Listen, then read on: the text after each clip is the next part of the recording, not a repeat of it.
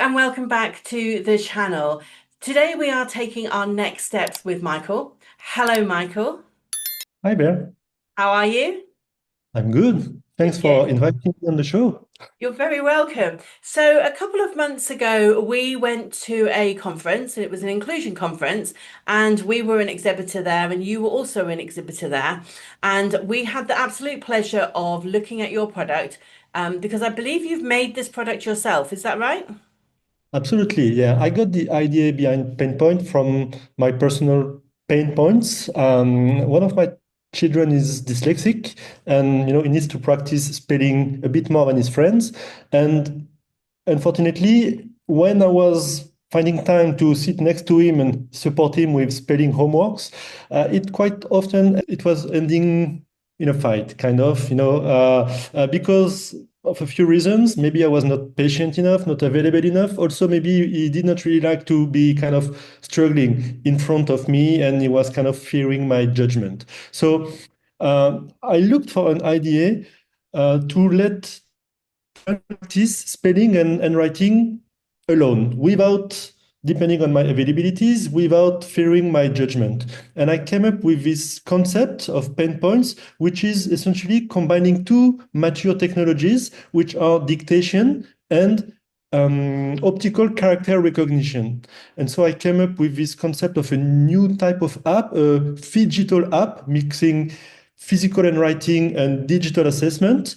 I created a prototype. I made it available for parents. And a few weeks ago, I improved it and released the first features for the teachers to use in class or for the homeworks. Okay, you sound really like you have a technical background and you have married the beautifulness of technology alongside what you've learned around dyslexia with your own children. So what is your background? How do you just come up with an app and marry those two things together? Well, I've been working in digital and e-commerce for more than 20 years now. And a few years ago, with COVID, I started to get my hands dirty with mobile app development as a side activity, let's say.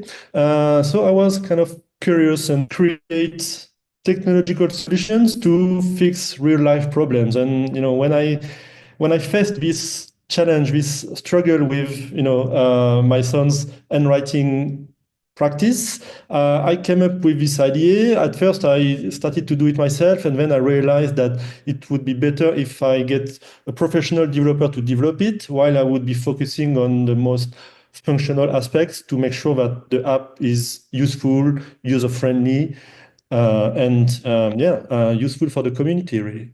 That's amazing. So you've woven all the knowledge that you've got with the app, but also using a professional developer to help you with that finer detail. I love it. Okay, so the background is solid, the concept is solid, your designers are solid. So tell me, how does it work? Because so it's an app, so it's across different platforms.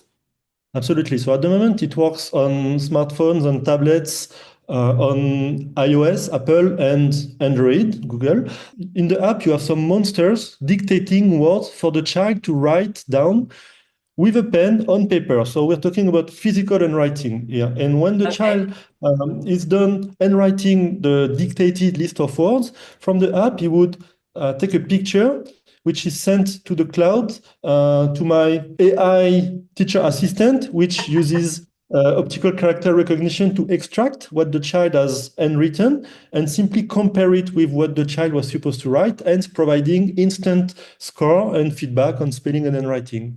And with this new digital technology, the child can practice handwritten spelling autonomously without depending on any adult. It also means that he can fail as much as he wants. So it brings an element of confidence. It is a trusted place to Hmm. practice, and it's okay to make mistakes because the system will tell you, and you can try again to earn more points. So hoping that this app will provide, autonomous tool for the children to practice in a fun and rewarding way. And on the way, as practice makes perfect, I'm pretty sure that it's going to help, upskill the children when it comes to physical spelling, let's say, physical unwritten spelling. So now the app is live on the app stores, and I'm hoping that parents and teachers will, give it a try and give it some feedback for me to improve it. Amazing. I love, and that whole improvement cycle is so important. It was striking me there that if we were having this conversation 20 years ago about clouds of data and of phygital information, and I love that term. Is that a term that you've come up Yeah. with yourself, or is that Yeah, I found it online, but yeah, I like the digital aspect, but especially now with the age of AI and screens, I have the feeling, at least from my personal experience, I have the feeling that handwriting is a bit, endangered. Like some Mhm. may even say that in the future, you will not need to be able to write anymore. Mhm. And I personally think this is a dangerous position to have. Right. So no, I think that it is essential that the children have, modern tools to keep on practicing physical writing, really, because I'm also a strong believer that this connection between the brain, the eyes, and the hands is essential to acquire and retain, the Yeah. writing and spelling skills. Yeah. So when I looked at, let's say, the landscape of mobile apps, they are touch only, choosing the right variant of spelling or typing. None of them is really incorporating this fundamental writing with pen and paper. And that's why I'm really excited with this new type of tool, digital tool, which is essentially old school Yeah. handwritten spelling with AI and tablets. Yeah. Yeah.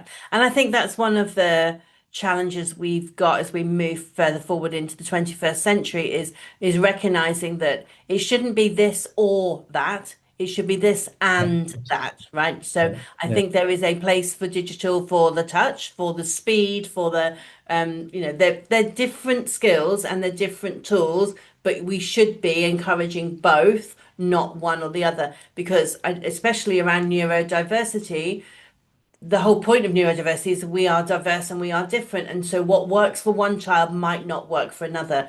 So I think giving children the opportunity to have access to both tools means that they can then become successful in their strength.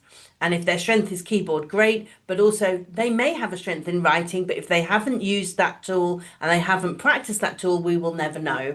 So I think it is Absolutely. 100% right. So have you tried this on other children? I mean, it is so brand new and exciting. How many children have you tried on this? Do you need other people to come in and try it and, like you said, help you to develop? That's a good question. Well, obviously, the tool was used by a few children, starting with mine, but I don't want to use them as guinea pigs as such. So Correct? I'm trying to, not force them to use the tool too much. But yes, I have a few families and teachers who started trying the app and provide some feedback, but I do need more feedback. Essentially, I need feedback on, let's say, the core results of the assessment. Is it reliable? Because it's a responsibility to AI system assess, the work of children. And I want to make sure that there is not too many false positives where the system would be raising mistakes where Mm. honestly it was written in a decent manner.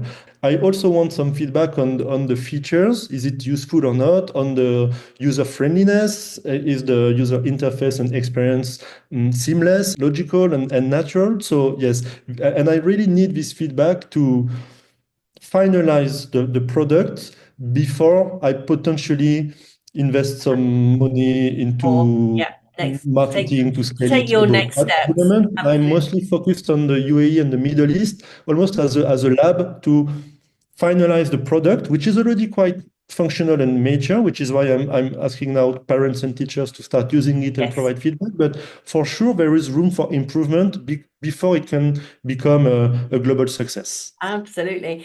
Is there a future desire to have this in different languages? Because that's what I'm hearing. I'm hearing that growth and Yes. Well, in the long term, I'm gonna add some other types of exercises. At the moment, it's only list of Okay. words. Hmm. In the future, I would add sentences, which is the way we mostly practice Hmm. handwriting in the French system. Hmm. I might even extend to creative writing. For example, asking the child to write a 100 word essay based on this image, and then use AI not only to extract the written text, but also provide some, let's say, feedback and assessment on the Okay. syntax, on the choice of words, and so on. But and obviously, adding other languages, such as French and other languages, is also on the roadmap. But for now, I want to Yeah. focus on the core features, which are for the parents to use it at home and for the teachers to use it in class. And for this, recently I released the first two features for the teachers. The first one is an independent workstation, which I call a spell station, whereby the teacher will be able to select on his tablet a few students to compete on an Mhm. autonomous spelling challenge where the children would work and compete on the teacher's iPad for maybe 10 to 20 minutes. Meanwhile, the teacher can do something else, for example, guided reading with another group. And then at the end, the children have at their competition, they earned their points. The teacher can have a look at the results, and the results are saved in the database for the teacher to keep track on the progress and let's say, challenges of each child. And the That second feature, which is going to be released very soon, is automated homeworks, whereby the teacher will be able to automatically distribute the weekly spelling assignments to the children who have installed the app. So instantly, they don't need their parent to do it, and they will get instant feedback. They can retry to fix some mistakes if they want, and the teacher will be receiving automatically the assessed results. So again, here the teacher will have a dashboard where he will have a good understanding of the activity and the results of each children when it comes to spelling practice. awesome. So, some quick fire questions now. Can parents buy this in isolation, or does it have to be a school purchased product?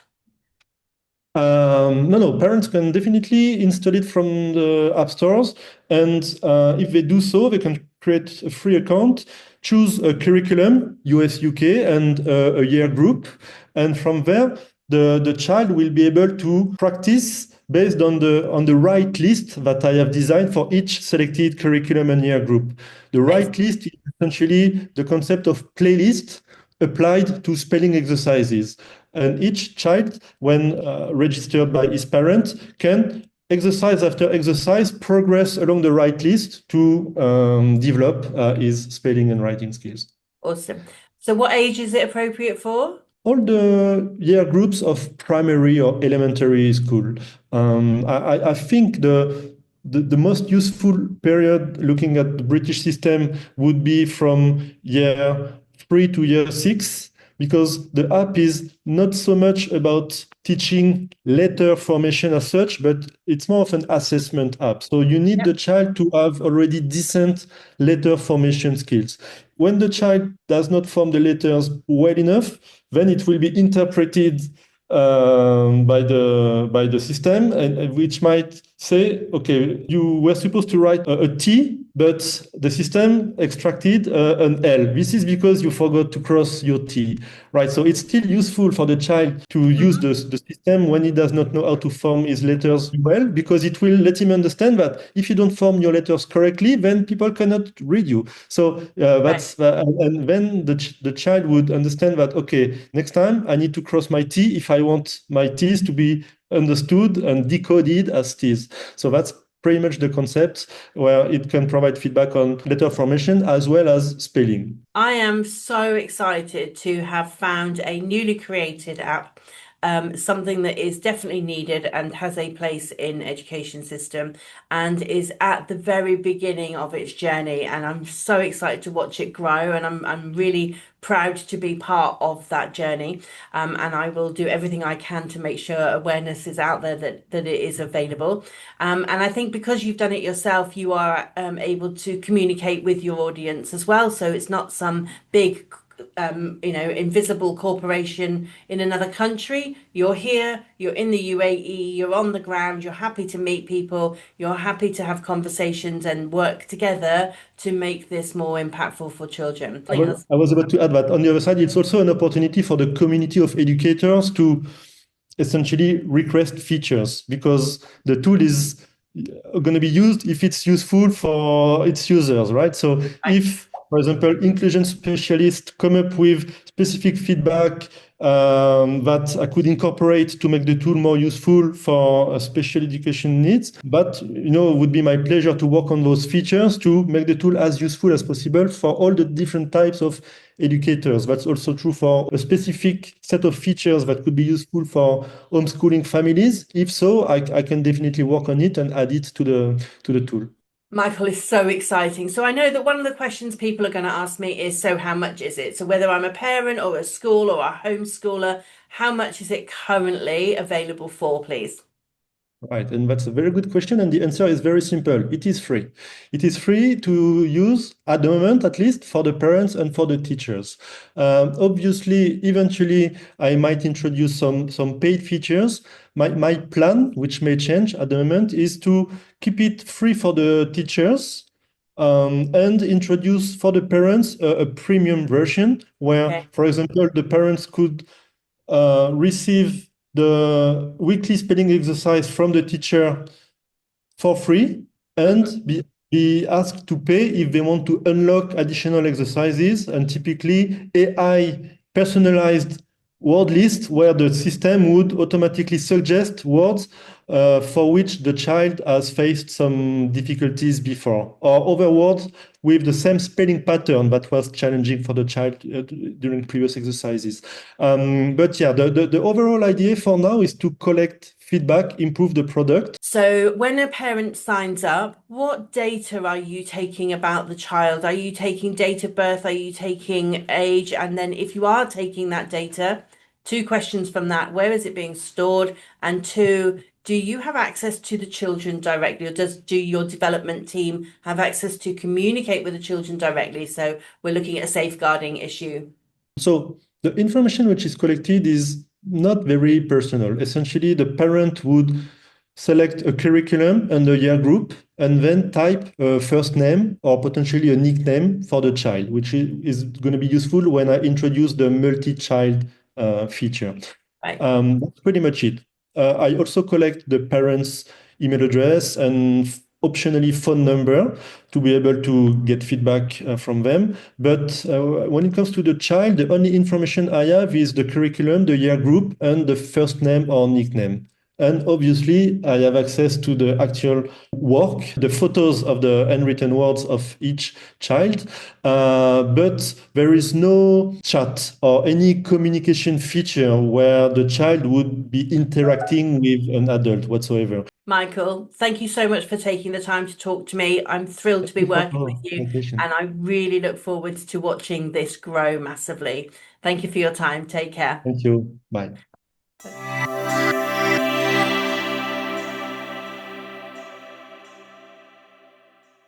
And I Yeah. will ask you two or three questions. How many subscribers do I have? Awesome. Well done, you. That was amazing. Okay, thank you Yeah, very I'm much. looking